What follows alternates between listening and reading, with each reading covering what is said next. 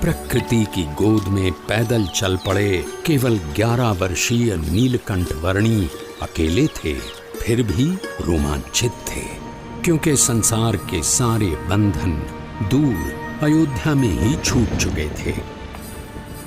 जैसे जल की बूंदें जल में ही मिलकर रह जाती हैं, वैसे ही वे मुमुक्षुओं के बीच रहना चाहते थे। और अब तो उनके चरण भी मुक्त थे, हर उस जगह तक जाने के लिए जहां वे जाना चाहते थे।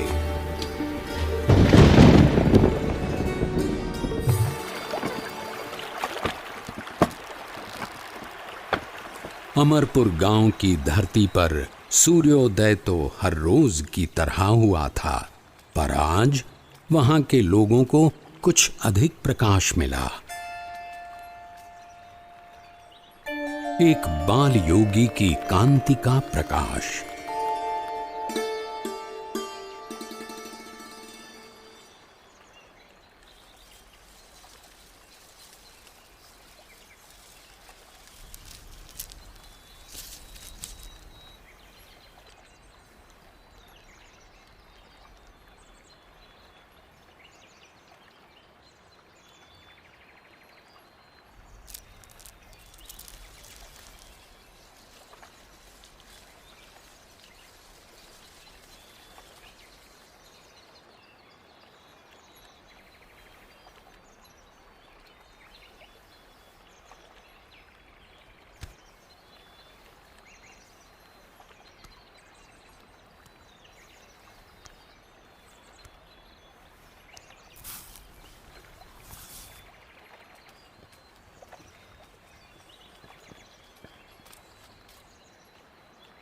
प्रसाद के लिए धन्यवाद। अब मुझे आगे जाने की अनुमति दीजिए। बालयोगी, अगर आप लंबी यात्रा करके आए हैं तो आज के दिन यहीं रुककर विश्राम करके जाइए। अभी तो मेरी यात्रा आरंभ हुई है और मुझे बहुत लंबी दूरी तय करनी है। जैसा आप उचित समझे।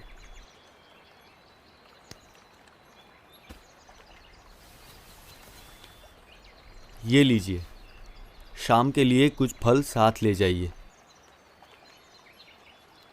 सुबह शाम की चिंता करनी होती तो संसार का त्याग ही क्यों करता। जो जीवन के अगले पल देंगे वे ही पल पल के लिए सब कुछ देंगे।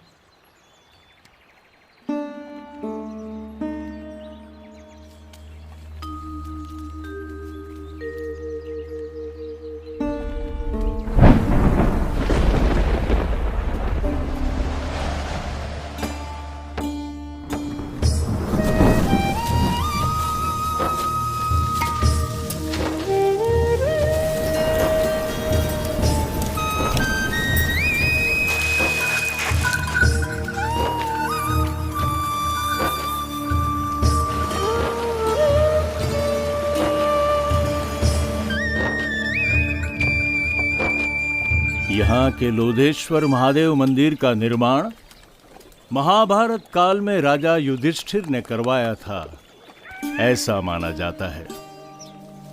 महादेव जी का यहाँ सदैव निवास है।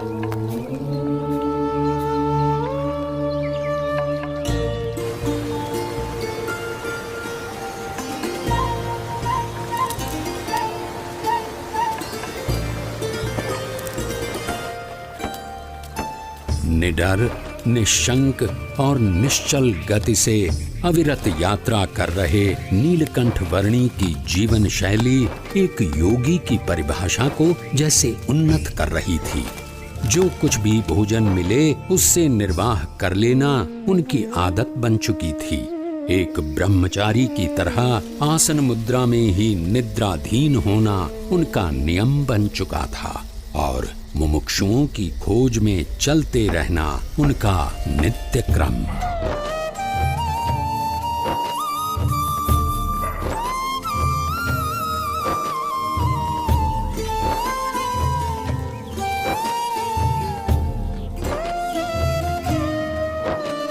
नैमिषारण्य की धरती पर जब नीलकंठ वर्णी का आगमन हुआ तब उनकी भेंट वहां वर्षों से योग साधना कर रहे मुनिगण से हुई।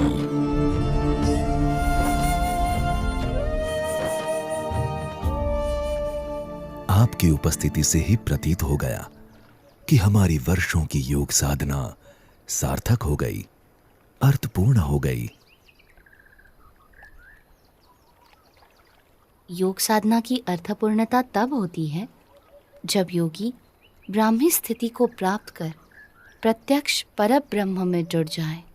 ऐसा भगवद गीता में कहा गया है। ऐसी ब्राह्मी स्थिति के लिए कठिन से कठिन योग साधना करने के लिए हम तैयार हैं। उसके लिए सर्वप्रथम अपनी आत्मा, ब्रह्म और परब्रह्म के स्वरूपों की भिन्नता को यथार्थ रूप में समझना आवश्यक है।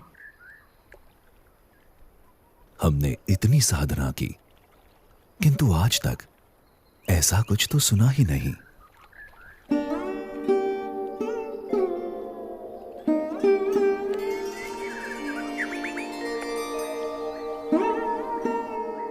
बाल योगी, आपके विचारों में कुछ नवीनता है। हमारी अभिलाषा है कि आप सदैव हमारे साथ यहीं रहें। वैसे भी इस नैमिषारण्य से अच्छा स्थान इस पृथ्वी पर कहीं नहीं है। ऋषिवर, जहां भी भगवान या उनके सच्चे ब्रह्म स्वरूप सत्पुरुष की निश्रा है, वैसा हर एक स्थान नैमिषारण्य तीर्थ के समान ही है। नैमिषारण्य से चल पड़े नीलकंठ वर्णी सहजापुर आ पहुंचे।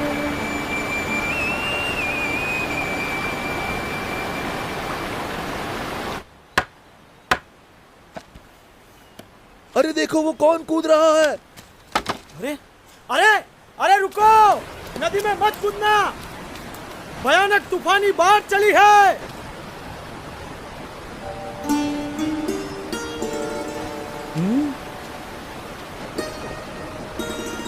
अरे कूदे तो मर जाओगे, वापस आओ, रुक जाओ, ठहरो, मर जाओगे।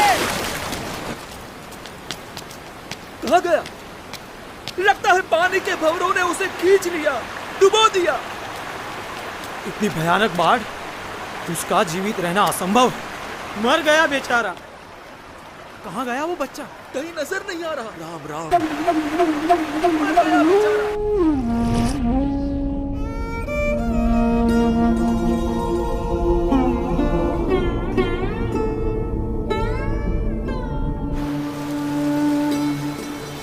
कहीं नजर नहीं आ रहा। पानी के भंवरों ने उसे खींच लिया। राम राम।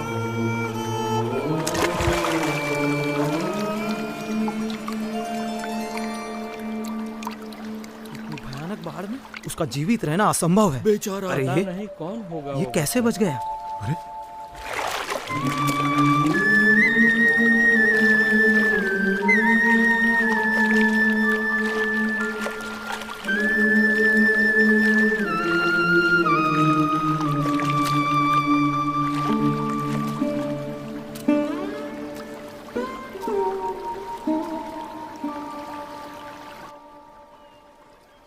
आप इतनी सहजता से इतनी तूफानी बाढ़ में कैसे कूद गए? आपको डर नहीं लगा? भीतर की शांति ऊपर के तूफानों को भी शांत कर देती है। ऊपर के तूफानों से डरोगे तो भीतर की शांति कैसे पाओगे?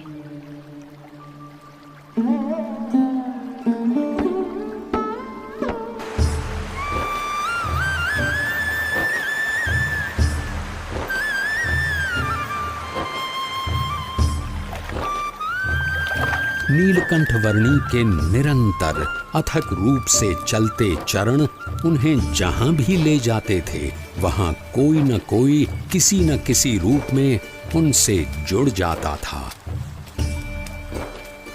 बरेली गांव में भी कुछ ऐसा ही हुआ। अरे पिछले साल तो इतनी बाढ़ आई थी कि गांव के सारे घरों में पानी घुस गया था।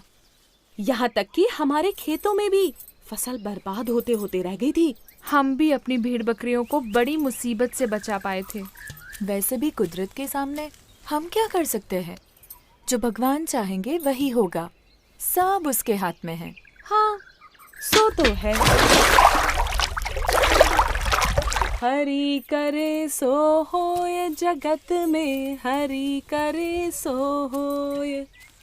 चाहे करे नर कोटि उपाय, कर कदू जो कोय जगत में हरि। अरे रुक क्यों गई? गाना। हाँ? कितना प्यारा बच्चा है। केवल बच्चा है या कुछ इतना छोटा बालक और योगी?